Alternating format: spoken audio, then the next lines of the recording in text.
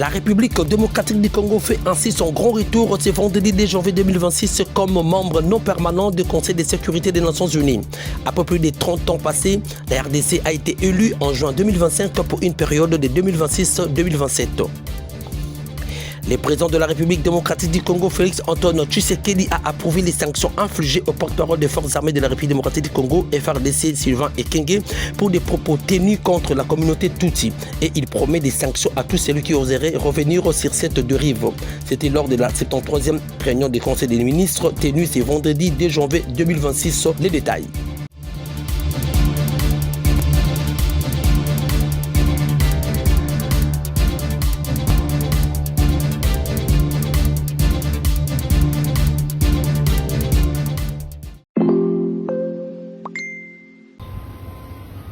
Sie bajene ya Goma tunakuya leo kudenonse maakt zenyi M23 ilifanya jana na juzi. Profitant de la 12e année de l'assassinat du colonel Mamadou Ndala le 2 janvier 2014, la population de Goma sous l'occupation de rebelles de l'AFC M23 avec une détermination et résistance, a fait entendre sa voix à la fois au niveau national et international en montrant clairement son rejet de la présence rwandaise dans la ville de Goma à travers une marche pacifique organisée ce vendredi 10 janvier 2026 à Goma. Les Gomatraciens ont voulu manifester pacifiquement pour demander le départ du M23, mais cette liberté d'expression a été réprimée par les autorités du M23. Le maire de la ville de Goma avait même averti d'une manière violente contre ceux qui oseront protester. Les autorités du M23 ont enlevé plusieurs manifestants et assassiné l'un des organisateurs enlevé chez lui à domicile. Sie bajene ya Goma tunakuya leo kudenonse maakt zenyi M23 ilifanya jana na juzi. Mumakartier zote, mumaaveni zote tumekutana. M23 iko inafunga watu vajene, surtout bana babeba kumakasho. Bajene benyi abana problem, bengine bana bakutana mumanyumba bana bafunga. Koze yenyiko bana basipsone kama balikuwa parmi ba organisateur ya marche pacifique yenyi ingelipasha fanyika leo lede. En plus tunakutana M23 ina déployé leo asubuhi le 2 janvier 2026 ba soda na ba police bebako bien armé ma arme lourd bana bapitisha muma aveni zote kwa juu ya kuchunga ba manifesta wenyi batenda fanya manifestation. Kwa hiyo manifestation wenyi wali obligaka population iende ifanye, hakuna mwenyi alisemaka sababu ilikuwa par obligation. Vijana ambao wamesema nao pia wanataka fanya marche pacifique, tunaona M23 inakuya na kuanza wafunga. Tunaomba liberation yao sa condition ni délai. Pia tumesikia kama kijana ambaye alifungwa mardi dernier Mugisho amesha kufa, M23 imemuua. Tunaomba population yote ilamuke na kusema kama Mugisho anapashwa onekana akiwa huru na uhai, maana ni haki ya kila Mkongomani.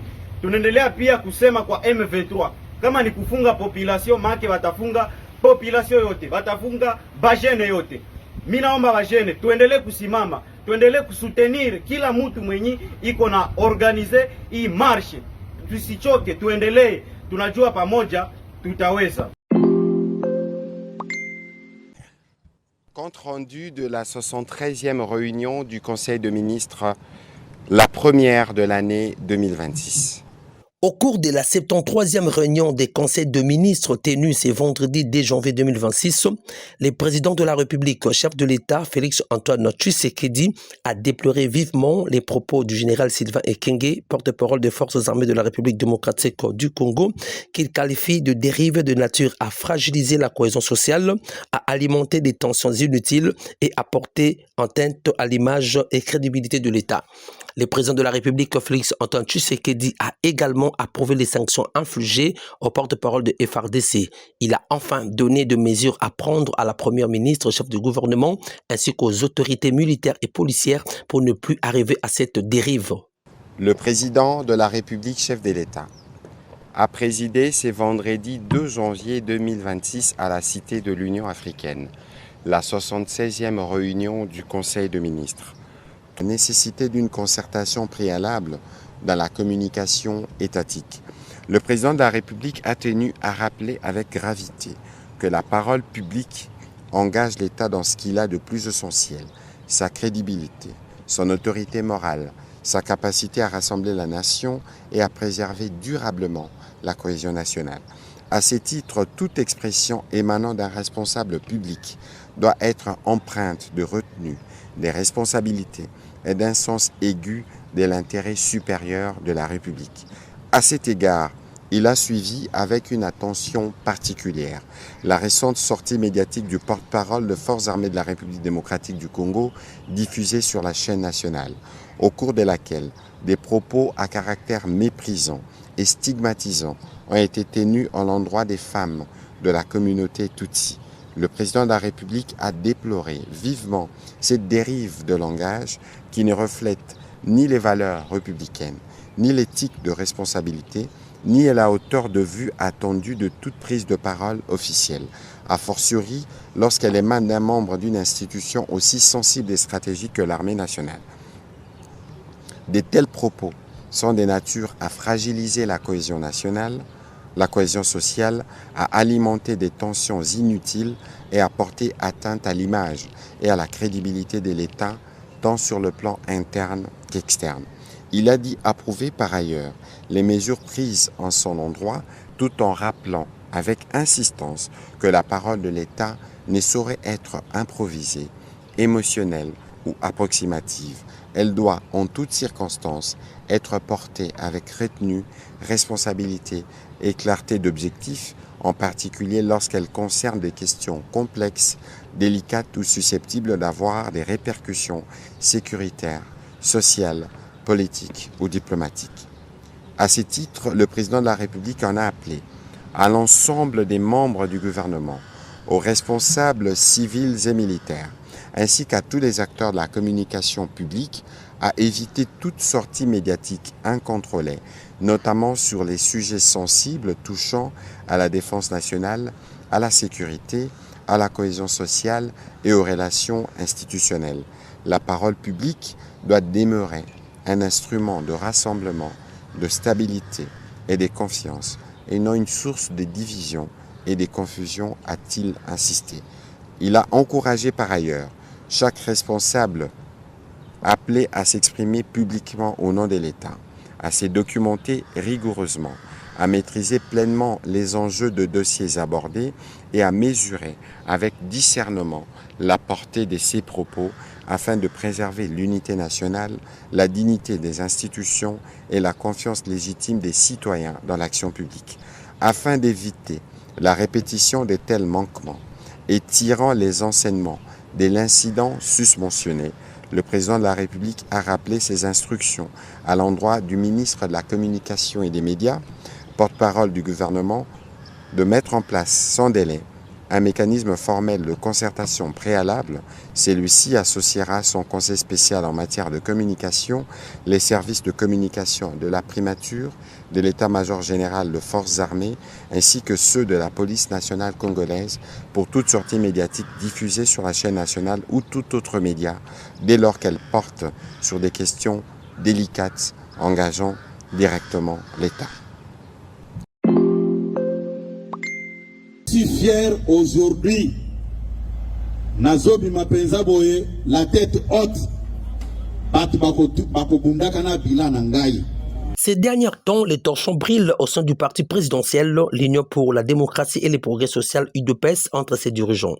Malgré la feuille de route donnée par leur autorité de référence Félix Antoine Tshisekedi, les camps Kabouya et Deobi Zibou ne s'entendent toujours pas.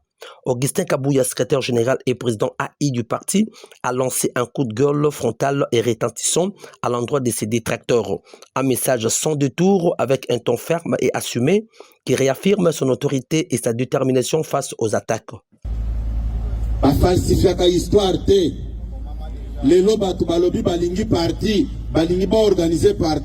Toujours les mêmes partis mal organisés. Ndeo Ebimaki, première force politique à tous les niveaux.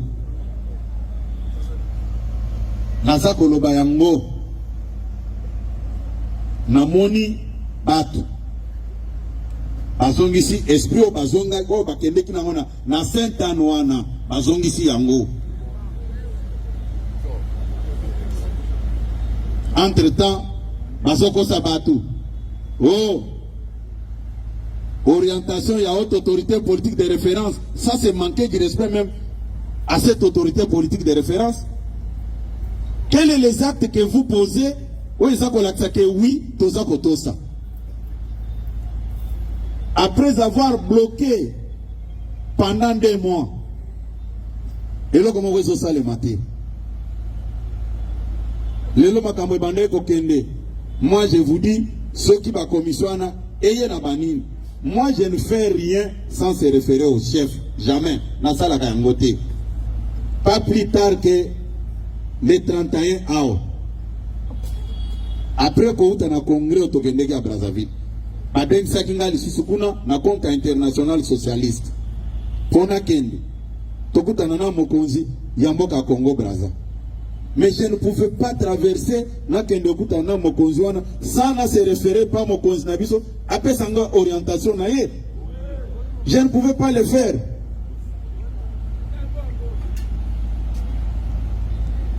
Ngai makamunyo soyo. Difficulté batebele bazana ngo izani balingaka kokosa bato olia koloba vérité ngai nazalaki awa tango na komi koluka mokonzi pona yebisa ke non mokonzi akuna azozela biso na compte international socialiste poto solola naye parce que ngai nde naza voisin na banga nde naza vice-président pour la zone Afrique. Il fallait nazalawan. Tant on a eu besoin de mokonzi, aïe singa non, on a eu na yo problème oko ezaki. Na bi non, na ko kendete ceux qui ont pesi orientation na yote.